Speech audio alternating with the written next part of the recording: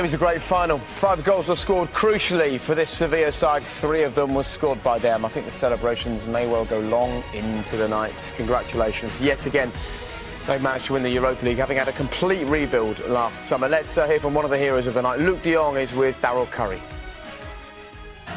Look, many congratulations. What a crazy game that must have been to take part in after the start of the match, going ahead, being pegged back again, but 2 headers from you in a match, and Sevilla have done it again.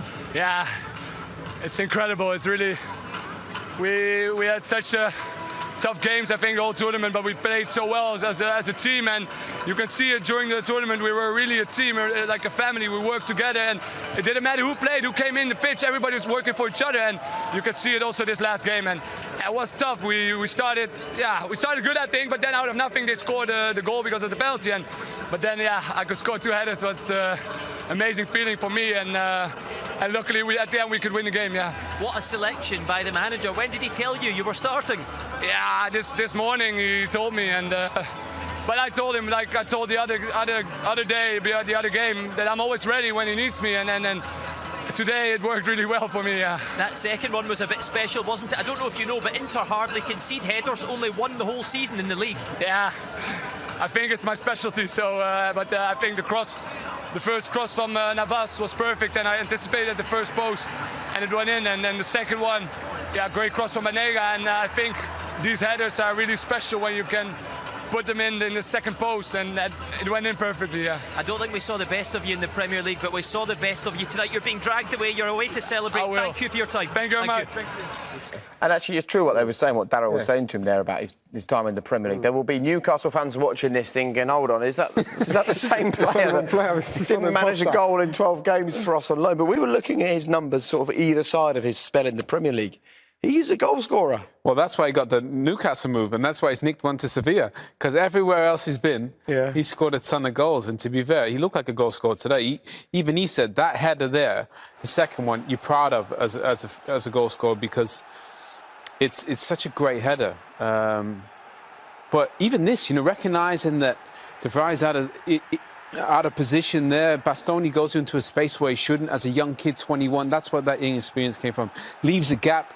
There, De Vrij steps out and watch de Jong, bang, in that gap, exactly where it is. Great ball, even against one of the best centre-backs. Godin can't get there. And credit de Jong for recognising that space. Goal scorers do that, and he finished it off. El Nasiri wasn't great in the previous game. He lost his place for de Jong this evening. I mean, as a manager, you've been there, you've sat in the dugout. You never really know if it's the right call or not, but he'll take a lot of credit tonight, I think. Yeah, you just hope it's the right call. And obviously, sitting there now and he's, with his staff, he'll be thinking, that's one good thing about being a manager, making a call and getting it right. And, I had a kind of theory when he was playing. I said to Owen, that maybe, with the way it's set up, with so many men behind the ball, so deep into the box, Seville were never going to get round him or over him. So I thought maybe putting de Jong in now, just for crosses and height, might have been a bit of a... It'd be actually interesting if we could play that from the top again, because watch de Jong, this is meant for him, by the way. And I know Banega is, a fabulous player in terms of delivery, but watch where de Jong starts. The second goal you're talking about. The second goal, but the first angle we had of it. Watch how far he runs. Yeah, that's it, yeah. That's for him. And he said he meant to be there. The ball's there. That's how good Banega is, by the way. That he can put it on. I'm not sure whether he's meant to go for goal or head it back across the goal. But that's what he's been putting into the side for. And you said it, Incy, didn't you? That having that presence. Yeah.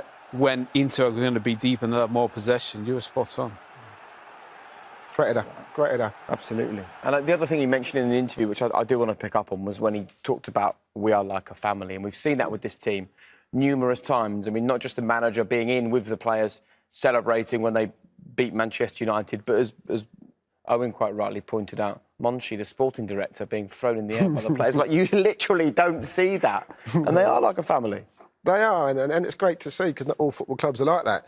There's always issues, whether it's, on the pitch or off the pitch, but you can just see with the way that he talks, well, I wasn't sure if I was going to play today. It was a last-minute call, but I told the manager that I'll be ready if I'm needed, and they all think that way, and it's a great spirit to have, and that can take a long, long way, that. And you can blame the player when it doesn't work out, picking him. And you can take the credit when it does, yeah? Thank you very much. Diego Carlos, we've obviously already spoken about the red card in great detail. It was a big moment, but we don't want to do him a disservice by not talking about the goal he scored, which won the game. We want some of the tape that he's got. You might have enjoyed playing football for even longer, you two, if you had the kind of tape that he's got on here. Because he injures his hamstring, and a few seconds later, he's doing an overhead kick. Jake, you can't play with that. You just can't play with tape on your quad or your hamstring. It doesn't happen. And I tell you, another great ball in for Banega. I mean, that's what you get when you get a Brazilian centre-back. They got David Luiz, they got that in the bag, don't they? I mean, they must train it as kids, but it's probably gone wide. Just Lukaku, just instinct is just try to put his foot out, maybe not sure if there's anyone behind him or not, and just so unfortunate. Look, he's had some difficult moments, giveaway pens in the last 3 games. Then he produces that, could have been sent off. And the margins at this level are so fine. Lukaku with the world-class season that he's had. Unlucky, but joy for another player. Yeah, I think it went to Lukaku. Maybe a defender would have probably cleared it. I don't know, but you know, even before that, Godin's got to do better with the header. He heads it back centrally into the park, so heading it away. But you don't expect your centre half to do that, do you? I didn't expect him to do it anyway. What's Lukaku doing there? Is that just kind of an instinctive movement when the ball comes near you in the box in that situation? I think it's something you do when you're in big games. I think because you do maybe subconsciously do panic. You know, I mean, anything in the area, I mean, we see it's gone probably 2-3 foot wide, but it's just a natural instinct, isn't it, just to put your foot out? Yeah. Fortunately for Inter, you know what I think he's doing? When you're an attacker and you're in the box, you're not 100% sure. You haven't made a picture where you are and who's behind you. Yeah. So you think, if somebody's behind me gets a tap in, I'm going to get slaughtered for it. So you think, well, I'll just put a foot out and I'll, you know, and then you realise it's his weaker foot. He doesn't have as maybe much control. And it's in the goal. And then you instantly, don't you realise, You saw his face, didn't you? Yeah. I can't believe it. And especially after the season that he's had. You know, he's had such a outstanding thing. To finish on this note, you'll be disappointed, but it doesn't take anything away from the season he had and Lautaro Martinez. Yeah. And he will be sort of doubly disappointed because after that he had an opportunity which he didn't take, and we've seen him particularly in the last few weeks. He's been great. This was at 2-2, Paul. Yeah, I mean, yeah, definitely. I mean, the way he's been playing, you fancy he's going to finish this. I mean, manages to keep himself onside. Keeper does brilliantly, but that touch there, I'm not sure if he tries to side foot it into the far post or tries to go through his legs. But it's a great opportunity for someone who's banging form. It's great goalkeeping more than anything else, isn't it? It's a bit of both. I mean, you know, we'd say it's a bad miss. You know, keepers union say it was a great save, but someone like Lukaku, you expect him to put them away, didn't you, I mean? You know what? I think actually Diego Carlos makes the first mistake when he gets out, but actually because he gets back so quickly, I think normally you'd think you got time. You know, you could slow down, but it's because it's bobbling. Maybe because Diego Carlos gets back so quick, he has to rush it a little bit. And because with the keeper coming out and Carlos coming behind, he probably senses that and he just probably hits it maybe not as clean as he expected. Not buying that, Aaron. Not buying that. So I'm trying to give the players he's trying to be nice. a break here. No, he's got to score. In those big games, you've got to score. But he's running at full tilt. And I think when he's running at full tilt, it makes it harder. Score. No excuses. Love it. You've both been in this situation, professional footballers. He scored 34 goals, brilliant debut season at Inter Milan. How long does he dwell on what's happened this evening and pick himself up? Well, it affects you, you know what I mean? We've all had games, you know what I mean? I've played in World Cups, you know what I mean? Where I've missed a penalty and it can affect you for a while, you know? But he hasn't got long to recover, though, has he? That's the good thing about it. You know, World Cups, when they come along every 4 years, so it dwells on people's minds. But for him, it starts in 3 or 4 weeks. But, you know, listen, as you said, he's had a fantastic season. It's disappointing. You don't forget those things. You just put them to the back of your head. And the only way you forget him is by going winning something else, and hopefully that Inter will do that next year. Yeah. And can we just end this conversation now about were Man United right or wrong to let him go? Because Man United are looking brilliant themselves going forwards with their front three. Him leaving's allowed them to flourish, and him going there's allowed him to flourish. Maybe it's just worked out well for everyone. You know, for whatever reason, it wasn't the right fit. He's a great player, but you know what?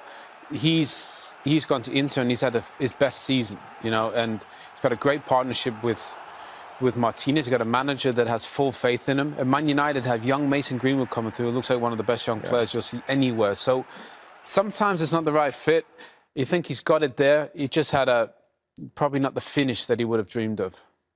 OK, right, we're going to take a quick break. When we come back, we shall talk some more. We'll discuss the future of Antonio Conte at Inter Milan, but also we'll talk about that man who this evening is celebrating his first ever trophy as a manager, thanks to Sevilla side, who's done it again. serial, perennial Europa League winners. Yes, they are the 6 times winners, finishing the season unbeaten in their final 21 games. Let's hear from their manager, Lopetegui, is with Daryl. Julian, many congratulations. A trophy in your first season in charge. Considering how many new players you had this season, how special does that feel? It's very special. Always is very special to win one cup, and in this moment for us, for me, for all the club, for all our fans, it's very special. So we are very happy because we have worked very hard, and in the end we have a happy end. You brought Luc de Jong into the team. What a team selection that was. Yes, Luc is a very good player. He's waiting for his moment, and he's ready in the right moment. It wasn't a very good start to the game, though. Were you nervous on the sidelines when Diego Carlos brought down Lukaku? Did you feel it could be a red card or not? No, this is one final. We have 3 penalties in the last 3 matches. In the first 5 minutes, it's very hard, but our team is not surrender, never surrender, never. And of course, he then played his part in the winning goal with the overhead kick. Sorry? He then played his part, the overhead kick, to win the game for you. What a goal that was. Although it was deflected in. Sure, yeah, fantastic goal for us. Sure. And is it also a fitting end for Ever Banega, as well as last game for the club? Are you surprised he's leaving at 32 years old when he's still got so much to offer? I am not surprised. I am sad because he's going out. I am not surprised. He's a fantastic player. A very good mentality. Thank you very much for your time. Okay, thank you. Oh, so pleased for him as well. You know, if we rewind the clock just a few years, that kind of really embarrassing sacking by Spain, 14 games at Real Madrid, he would have been wondering where his career goes from here. And what he's created at Sevilla is special. Well, I mean, the only reason the Real Madrid job came about is because of the fantastic work he did with Spain. You know, I think at that time he was undefeated, you know, and he took that. That's why Real Madrid came in for him. But obviously, you know, the Spanish Federation wasn't happy and they sacked him 2 days before the World Cup. Fernando Hierro took over. And you just think, I mean, Inti knows this better than anyone. You think about the ups and downs in our football management. You go from, you know, doing the job at Spain and then getting sacked before the World Cup, then Real Madrid, dream job, and gone after, 12 games, and then to lifting a trophy here. I mean, you've got to enjoy the ride, I think, as a manager if you want to do that job. It's definitely a roller coaster. For sure, you can see, I think, you know, he's crying tears of joy, but he's also thinking in the back of his head, you know, I've gone to Spain, the national team, done a great job, as Owen said. Unfortunately, it didn't work for him at Real Madrid. Goes to Sevilla, wins a trophy. So it says to me, sometimes you've got to give managers times. Yeah. You know what I mean? He didn't get that time at Real Madrid. But what he's proven now, that he's a top class manager. You need time, and you also need a bulletproof plan, and the plan there is that he works with Monchi. And there's a great quote actually from Monchi, the director of football. He says, "When I see someone like him," talking about Lopetegui, "I fall in love." And you do get this sense that the two of them are really working in unison. But if you go back to what happened in Madrid, that's a whole different political animal altogether. So if you go in there maybe without the pedigree of a Zidane or an Ancelotti or a Mourinho that people can instantly respect. You know, I think there's doubters there from the off. And if you don't start well, then you're up against it. So I think being in a team like Sevilla with Monchi, you're a team. It is a little family. You can hear, well, even some of the foreign players, the young sound, they're a little family. And I think that's where you can, as Inti said, you need time as a manager. You know, I think the manager almost has to pick the chairman in a way to say, he's going to give me time. And if the chairman falls in love with the manager, and then you know, Monchi's getting all these super players that the manager can look after, it's a match made in heaven. Do you still fancy picking a chairman when you see a manager like that crying tears of joy this evening? You've stepped away from it. You did. When you see, when you look at that and you kind of think, you know, I'd like to be back in it, but then again, I'd miss you too much, Jake, so thank you. I'm happy sitting there with you guys. But no, we'd be devastated, wouldn't we? I know, listen, I'm devastated for Inter, but, you know, when you see what he's gone through, couldn't have been easy at Real Madrid. As Owen said, massive club, loads of pressure on him. You know, didn't get time. And you see where Real Madrid are at this moment of time, they could probably do with him now, you know what I mean? So he's sneakily laughing in the back of his mind, you know what I mean? It is, you do as a manager, you know, because you think, well, this is what I can do, and you've got to take your ups and downs, and you're going to get bruises on the way. But also you've got to stand up and say, listen, this is what I'm all about. Never lose faith, and that's what he's done. He's always believed in himself. Hey, I tell you what, his English is pretty good.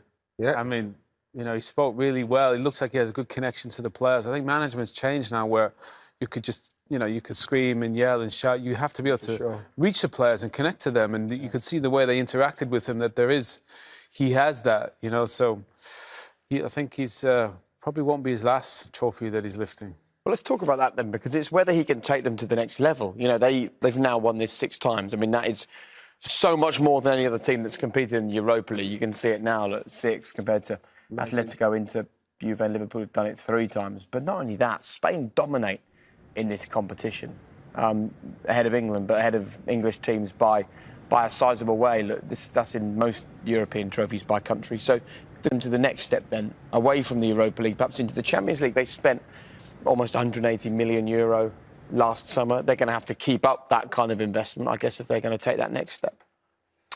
I mean, if you think even alone, they're finishing 4th in La Liga. I mean, you know, Barca, Real, Atletico. Yeah. You know, that level is, on points with Atletico. Yeah, I mean, you know, good team, proper team. So to finish 4th and then to win this, they can't really do better, Jake, with the utmost respect. You know, they're not going to all of a sudden get into the Champions League and knock out Bayern Munich, but this is their level, and they're almost the best at their level. Do you know what I mean? You think about all the teams in that competition with Roma and Inter, Man United, and somehow they can find a way 6 times in 14 years. So we always want everybody to improve, but I think they're at a pretty good level, don't you?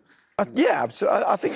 I think also it's not just about them being at a good level, it's about being at the sort of right level for the stage that they're at. There was a lovely quote from Conte coming into this one saying, I think this is the perfect competition at the perfect time for Inter. He thinks if they'd stayed in the Champions League, they would have been knocked out and gone home.